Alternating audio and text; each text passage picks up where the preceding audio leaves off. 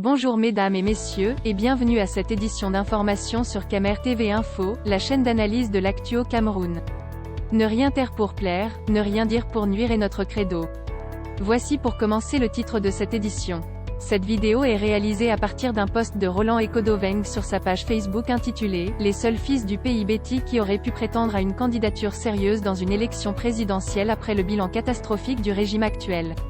Mais avant de détailler l'intégralité de son contenu, veuillez prendre 3 secondes pour vous abonner à nos pages Facebook Camer TV Info ou sur YouTube Camer TV Info. Un like pour une souscription à nos médias pour ne rater aucune de nos futures publications est fortement conseillé. Voici la teneur du post dans son intégralité. Les seuls fils du pays bêtis qui auraient pu prétendre à une candidature sérieuse dans une élection présidentielle après le bilan catastrophique du régime actuel sont Edouard Akame Fumu, Mathias Erikowona Ngini, de l'époque, et Charles Sylvestre Atebaeyene de regrettée mémoire. Les autres ne sont pas suffisamment légitimes et acceptés dans d'autres aires culturelles comme pouvant incarner la République dans sa diversité, juguler les crises actuelles de cohabitation et de redressement économique et affronter les défis ultérieurs.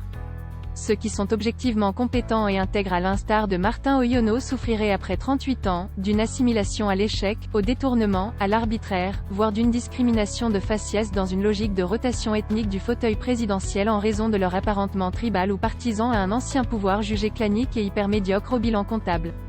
Pour le reste, je crois que M. Franck-Emmanuel Biya comme tout autre Camerounais jouit pleinement de tous ses droits civiques et politiques pour nourrir des ambitions légitimes de gouvernance.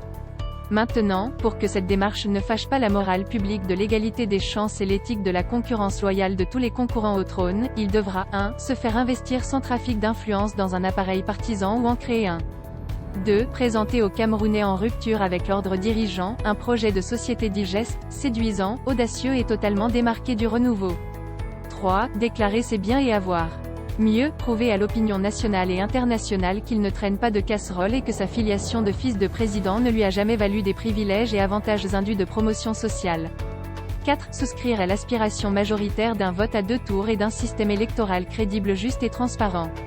Maintenant, s'il compte sur la succession de gré à gré, les Camerounais lucides et surtout en mal d'alternance systémique n'accepteront pas ce scénario monarchique.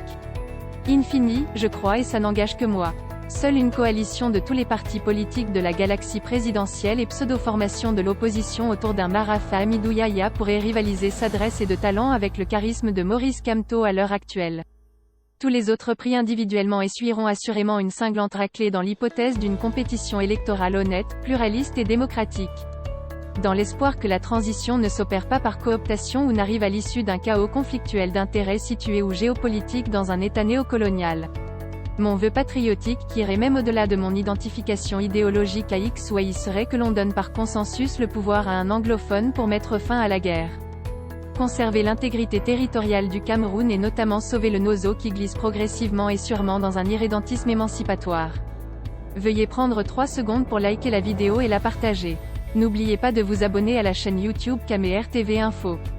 À bientôt pour de nouvelles publications. #anglophone génocide.